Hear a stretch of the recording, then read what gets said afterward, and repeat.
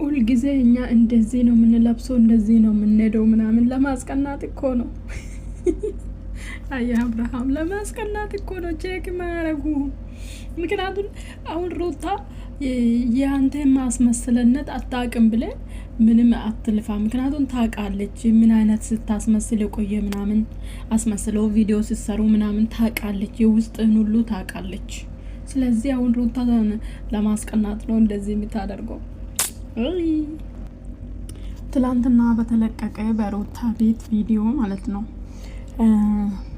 ሩታ ሄርሜላን ከዚህ በፊት ጓደኛ እንሆን እህትም እንሆናለን ብለኛለች፣ እሱን እንድትቀበለኝ ምናምን እያለች ነው።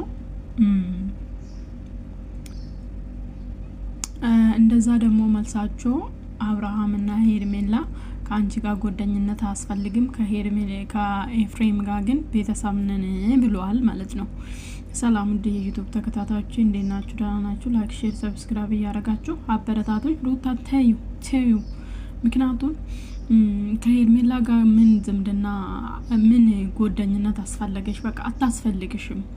አንቺ አሁን አብርሃምን ወደ ራስሽ መመለሽ እንዳትለፊ። በቃ ሪሽ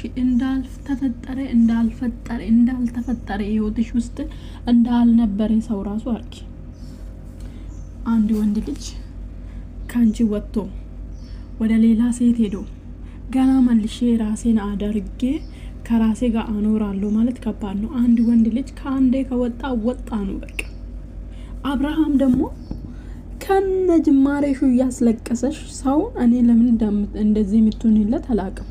ከነ መምጣትሽ ራሱ ሁልጊዜ እያስለቀሰሽ አይምሮሽ ላይ እየተረማመደ፣ ምክንያቱም ምን አይነት እንደምትወጂ የማይወጣልሽ ፍቅር እንዳለሽ ያውቃል።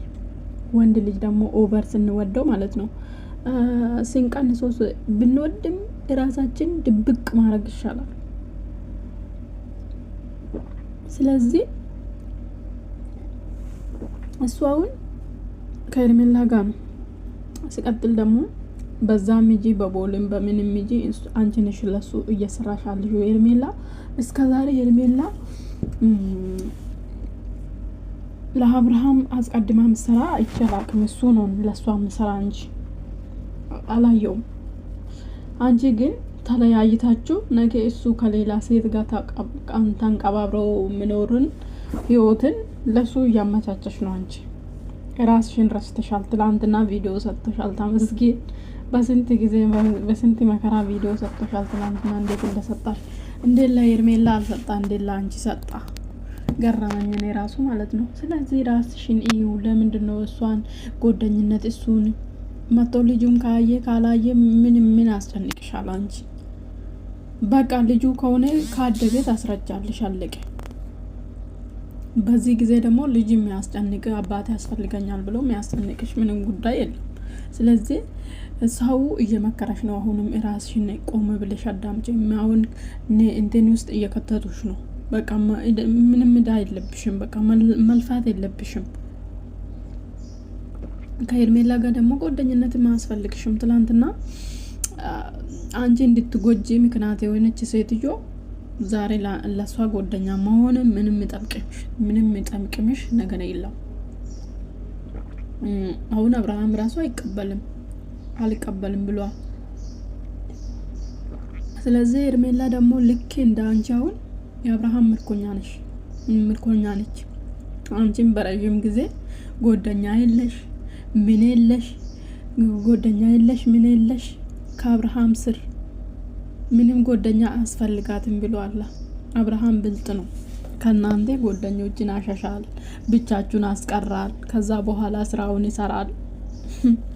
ልክ አንቺ እንዳደረገው ሄርሜላም ጓደኛ እንዳይኖራት እኔ ብቻ ነው የሚያስፈልገኝ። አንቺም እንደዛ ነው አረገሽ።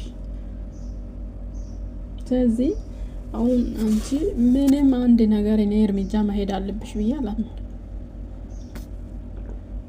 ራሳ ጉዳይ አንቺ በራስሽ መንገድ በራስሽ በቃ ስሪ።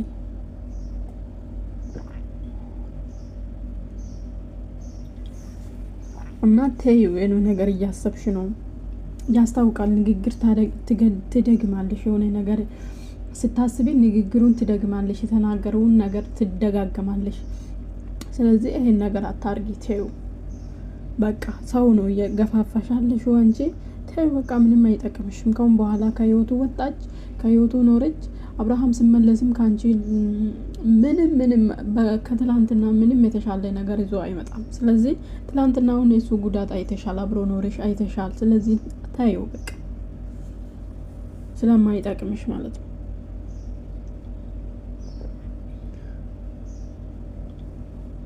እቺ ደግሞ አትወጣም በቃ ጥብቅ ነው። እሷ ዋጋውን አግኝታ እስከምትወጣ ድረስ ታውት።